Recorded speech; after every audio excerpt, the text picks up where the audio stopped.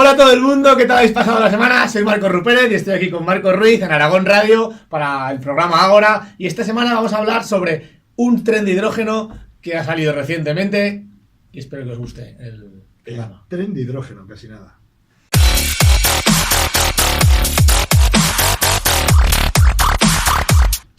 Un tren de hidrógeno ha sido probado con éxito en Alemania. Un tren alimentado por una pila de combustible de hidrógeno que ha completado su primera prueba, como decimos, en el país alemán, mostrando la viabilidad de esta tecnología de cero emisiones. ¿Quién puede contarnos y explicarnos bien esto?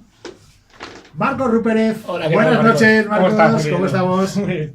Bienvenido, como siempre. Bueno, hablamos en su día, hemos hablado en muchas ocasiones de los coches eléctricos y de hidrógeno, pero bueno, un tren de hidrógeno ya.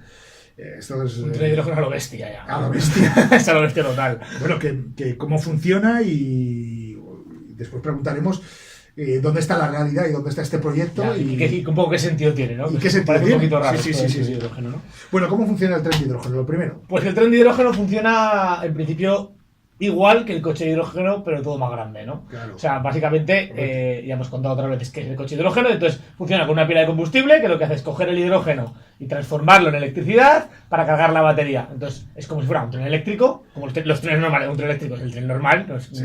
Pasa diferente que los coches, aquí lo eléctrico es lo normal, Sí. en un tren, ¿no? Y entonces, el tren eléctrico, el tren de hidrógeno, lo que hace es tener botellas de hidrógeno, generar electricidad con ese hidrógeno y cargar la batería del tren. O directamente usar esa electricidad en los motores del tren, ¿no? Pero estamos hablando de pilas Estamos muchísimo hablando más grandes, con mucha más capacidad. Hablando de pilas de combustible enormes, de un tamaño enorme, con un coste que no quiero ni preguntar. Porque la pila de combustible es el elemento más caro del hidrógeno. Entonces, claro, cuando te pones a hacer un tren, pues no sé el coste, no tengo ni idea. El coste que tiene la pila de combustible de un tren como este, pero muy alto, millones de euros probablemente. Bueno, pero esto lo han hecho de forma experimental. Claro, esto lo han hecho de forma experimental, donde en coste no importa. Veríamos a ver si realmente por costes puede ser viable, ¿no? Entonces, a largo Lo plazo. importante de estos proyectos es que vayan abriendo camino, pero claro. Claro, lo que pasa es que este proyecto es un poco peculiar, porque claro, en el tema de los coches son vehículos autónomos que están desconectados de la red eléctrica y por tanto hace falta un método de almacenamiento y ahí está el reto, ¿no? En la que hablábamos de eléctrico, hidrógeno, respecto a las dos maneras de almacenar. Pero claro, en el tren, este reto solo existe para ciertas vías, porque la mayor parte de las vías tienen catenaria. La mayor parte de las vías tienen un cable encima de la vía, Sí. y por tanto no hace falta almacenar. La energía se le suministra al tren en continuo desde la red directamente. Claro. Entonces, en ese caso, en el caso de un tren, de un sitio que hay catenaria, no tiene ningún sentido ponerle pila de combustible. En principio, bueno, yo no le veo ningún sentido, igual hay algún sentido que yo no veo, pero en principio parece que no tiene sentido. Simplemente este tren se hace para sustituir a los trenes diésel, para sustituir las vías de tren que no tienen catenaria. Entonces, aquí la competición es diferente que en los coches. Aquí la competición es el coste en dinero, el coste de poner catenaria a las vías con respecto al coste de un coche de un tren de pila de combustible.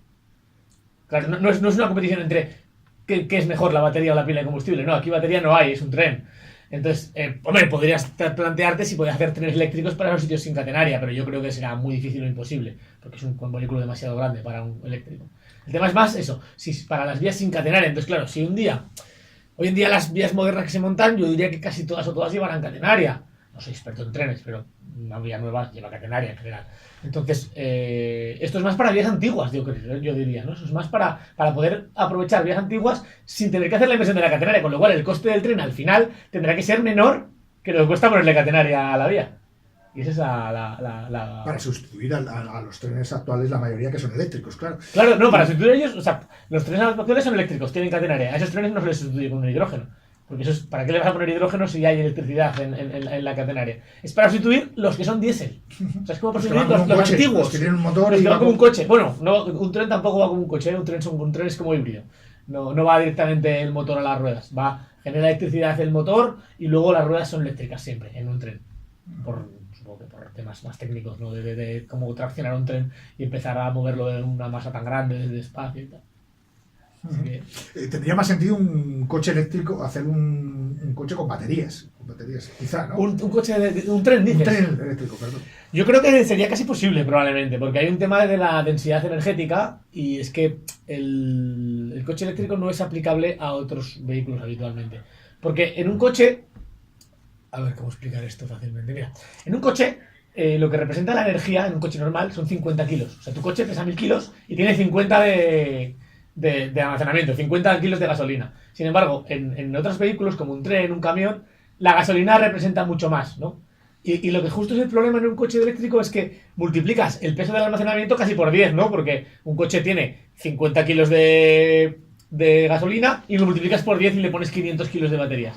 En un tren, por ejemplo, que si llevara diésel, llevaría una cantidad de diésel inmensa. Entonces, si lo multiplicas por 10, que es lo que, digamos, haciendo una similitud sencilla, haría falta, no es viable. Pasa lo mismo en los aviones. Un avión, la mitad del peso es combustible. Si lo multiplicas por 10, el avión no vuela. En el coche lo multiplicas por 10 y sigue siendo una cosa viable, ¿no? Llevar 500 kilos de baterías.